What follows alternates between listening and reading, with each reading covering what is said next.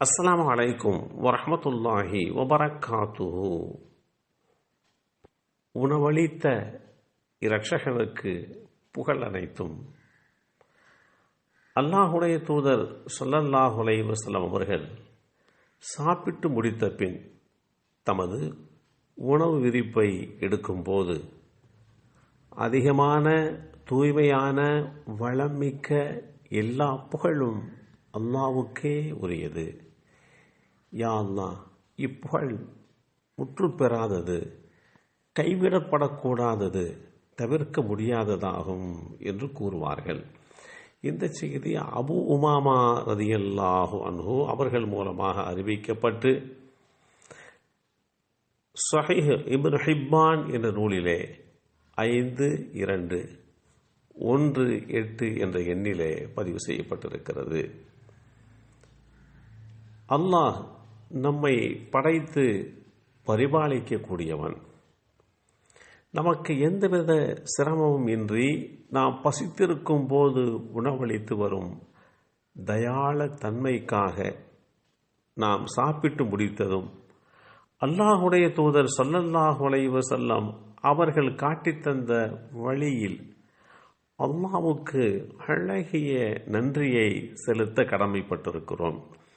Abu Hurairah ரலியல்லாஹு அன்ஹு அவர்கள் அறிவித்தார்கள், ஒரு நாள் நான் அல்லாஹ்வின் தூதர் ஸல்லல்லாஹு அலைஹி வஸல்லம் அவர்களுடைய வீட்டிற்கு அவர்களை பார்ப்பதற்காக சென்றேன். அப்போது அல்லாஹுடைய தூதர் ஸல்லல்லாஹு அலைஹி வஸல்லம் அவர்கள் வீட்டில் உட்கார்ந்து தொழுது கொண்டிருந்தார்கள். நான் அல்லாஹுடைய தூதர் ஸல்லல்லாஹு அலைஹி வஸல்லம் அவர்கள் தொழுது முடிக்கும் வரை காத்திருந்து விட்டு தொழுது முடித்த பின், அல்லாஹுவின் தூதரே, தாங்கள் உட்கார்ந்து தொழக் கண்டேனே, உங்களுக்கு என்ன நேர்ந்து விட்டது என்று கேட்டேன்.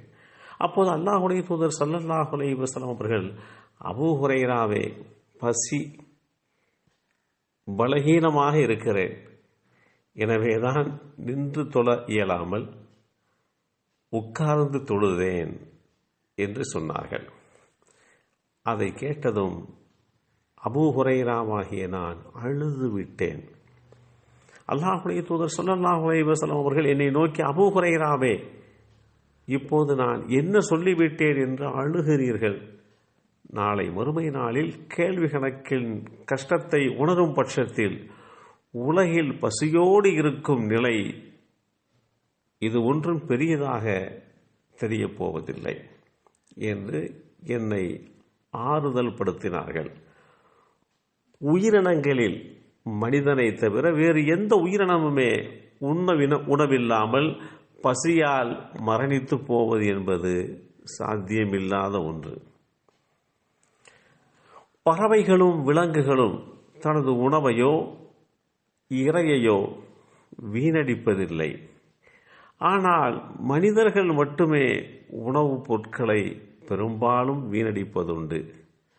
உலகில் உணவு உற்பத்தியில் சுமார் 1/3 உணவு, அதாவது 1.3 பில்லியன் டன் உணவு வீணடிக்கப்படுவதாக ஒரு புள்ளி விவரம் சொல்லுகிறது. உலகத்தில் 13% உணவு அறுவடைக்கு பிறகும் சில்லறை விற்பனை கடைகளுக்கு செல்வதற்கு முன்பும் மளிகை கடைகள், உணவகங்கள் மற்றும் வீடுகளுக்கு சென்ற பிறகு 70% உணவு வீணடிக்கப்படுவதாக உணவுசார் புள்ளி விவரங்கள் தெரிவிக்கின்றன. இந்தியாவிலே உற்பத்தியாகக்கூடிய உணவு தானியங்களில் ஏறத்தாழ 40% வீணடிக்கப்படுகிறது. அதன் மதிப்பு 58,000 கோடி என்று அந்த தகவல் தெரிவிக்கின்றது. ஒவ்வொரு நாளும் 15,000 டன் வீணடிக்கப்படுகிறது என்றும் அதில் 3,000 டன் உணவுப் பொருட்கள் சாப்பிடுவதற்கு தகுதியானவையாக இருக்கிறது என்றால் நான் என்ன சிந்தனையிலே இருக்கிறோம் என்று நாம் நம்மை பற்றி சிந்திக்க கடமைப்பட்டிருக்கிறோம். அமெரிக்கர்கள் தாங்கள் வாங்கும் உணவுப் பொருட்களில் பாதியை வீணடிக்கிறார்கள். அதன் மதிப்பு ஆண்டுக்கு 66.10 கோடி என்று அந்த புள்ளி விவரம் தெரிவிக்கிறது. இந்தியாவிலே ஒவ்வொரு ஆண்டும் ஒரு நபருக்கு 50 கிலோ என்கின்ற அளவில் உணவு சிலரால் வீணடிக்கப்படுகிறது. இது உணவை வீணடிக்கும் நாடுகளுடைய பட்டியலில் இந்தியாவை 2வது இடத்தில் வைத்திருக்கிறது. எனவே உணவை வீணடிக்காமல் பசித்திருப்போருடைய அந்த நலனுக்காக வேண்டி கொடுக்க வேண்டும். பட்டினி கிடப்போர் தேவையறிந்து உணவை பயன்படுத்தி விழிப்புணர்வோடு செயல்பட வேண்டும். இதைத்தான் இஸ்லாம் வழிகாட்டி தருகிறது. உணவு என்பது ஒரு நிகர்காட்ட முடியாத ஒன்று. அதை அல்லாஹ் நமக்கு தருகிறான். அதற்கு நன்றி பாராட்ட வேண்டும். எல்லாம் வல்ல அல்லாஹு தாலா உணவு விஷயத்திலே அல்லாஹுவை பயந்து நடக்கக்கூடிய நல்லோர்களாக நம்மையும் நம் சந்ததிகளையும் ஆக்கி வைப்பானாக. அஸ்ஸலாமு அலைக்கும் வரஹ்மத்துல்லாஹி வபரகாத்துஹு.